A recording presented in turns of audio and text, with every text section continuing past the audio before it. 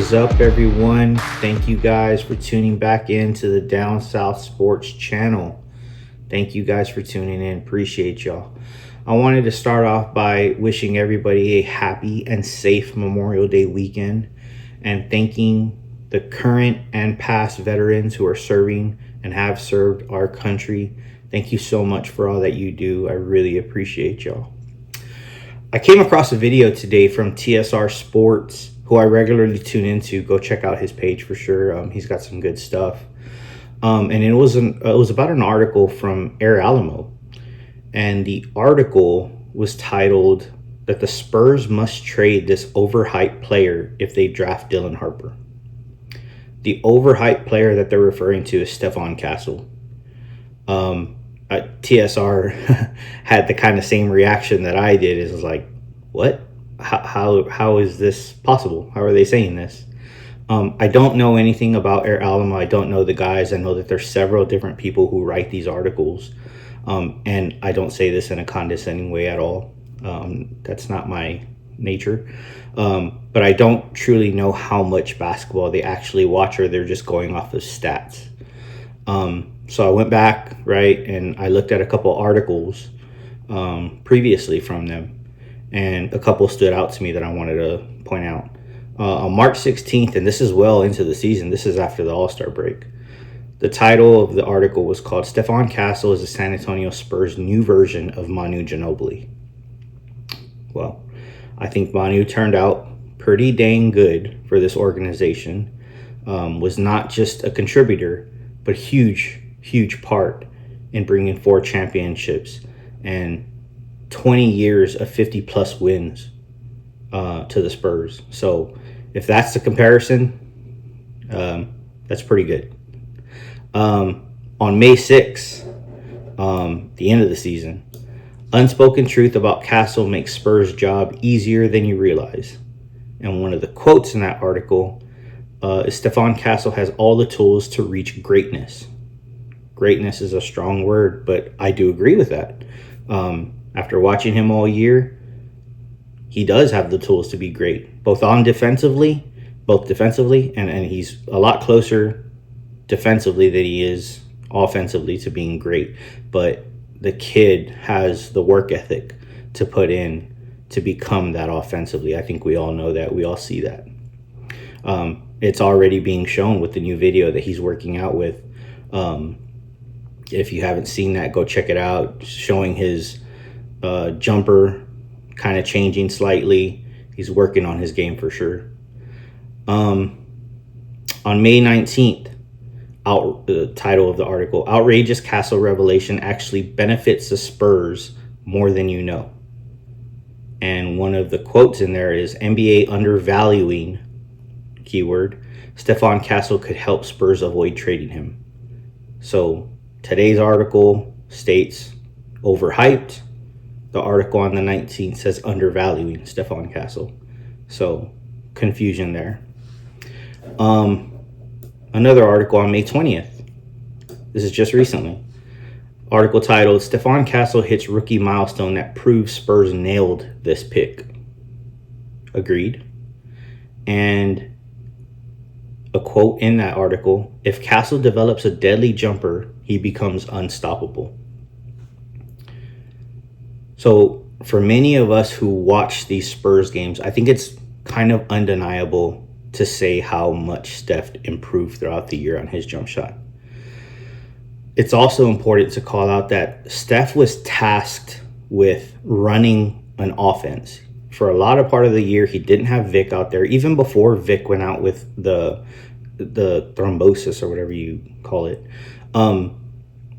Vic had some little lingering issues. He had the back issue that kept him out a couple games. He had some illness issues that kept him out.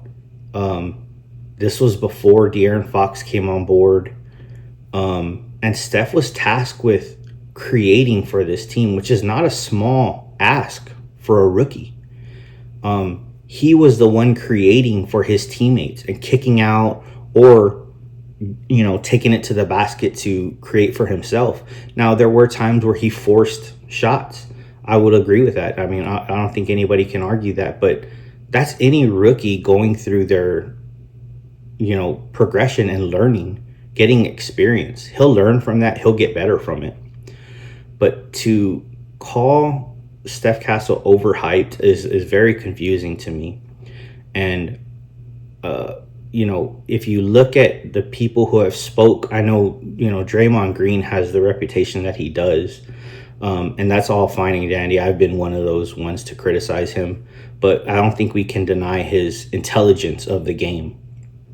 And when he talks about Steph Castle, he says that he sees the greatness in him. He was obviously Draymond Green's choice for Rookie of the Year, hands down.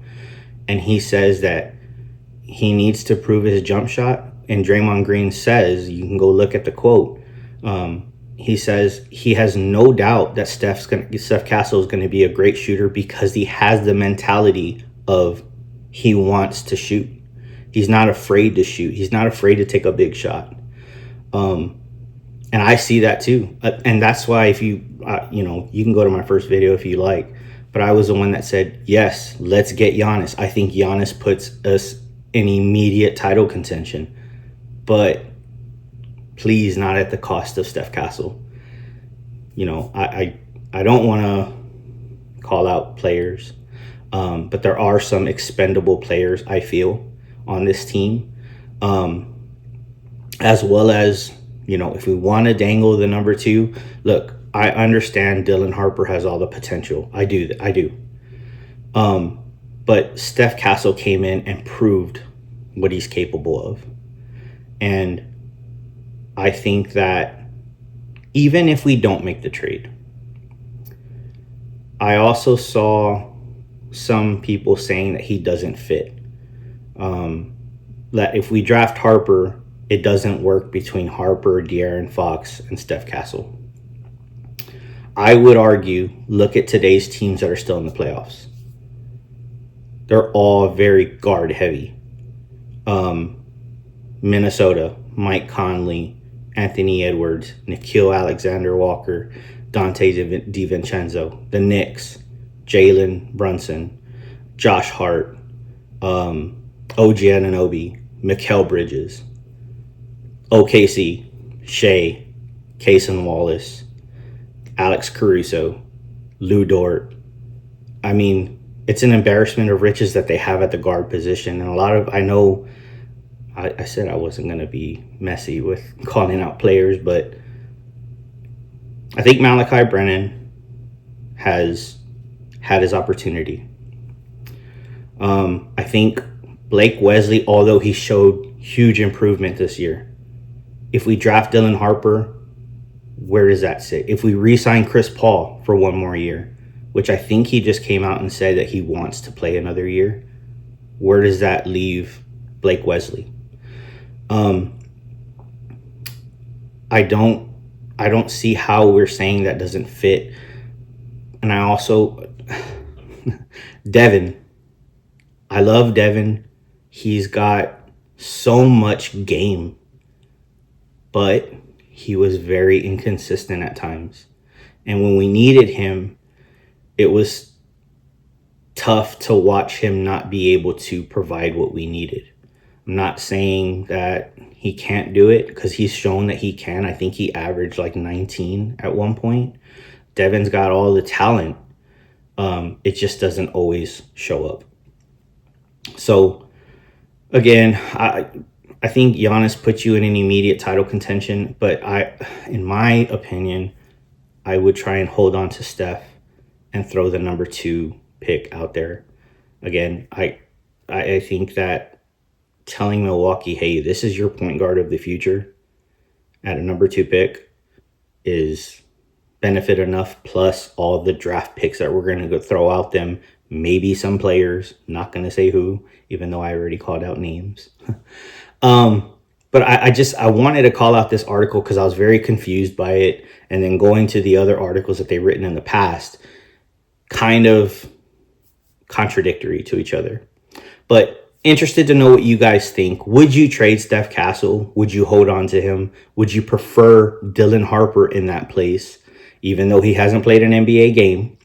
Again, my opinion, you hold on to Steph, you build him with Wemby, keep that Area 51 together, because that's the next 10 to 15 years, along with Dylan Harper, if that's the path we want going forward, and De'Aaron Fox. Can you imagine the opportunities, the playmaking, the creation on the offensive end if we have De'Aaron Fox, Dylan Harper, Steph Castle, Wemby, who is a willing and able passer wherever he is on the floor?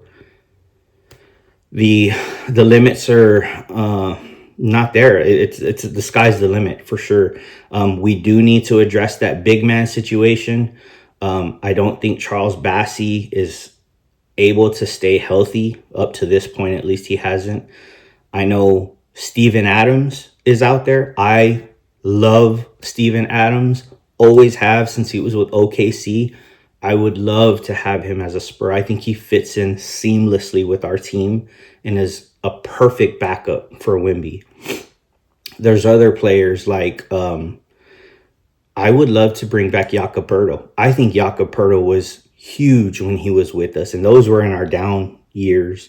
But Jakob made the right plays. He's hard-nosed defensively. He's a rebounder. He blocks shots.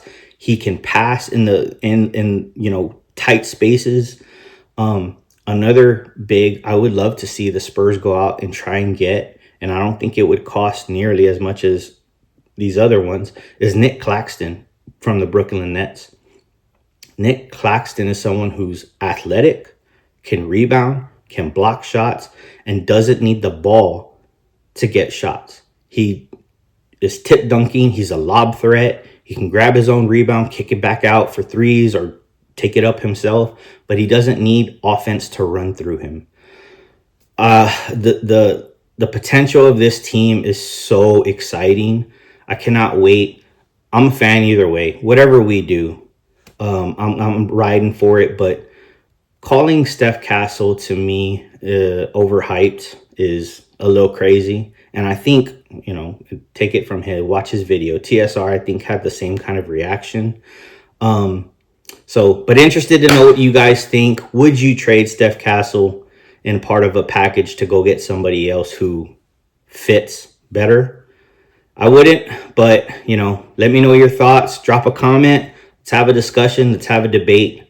Appreciate you guys. Thank you for tuning in again. Have a safe, happy Memorial Day weekend. Peace, love, and go Spurs go.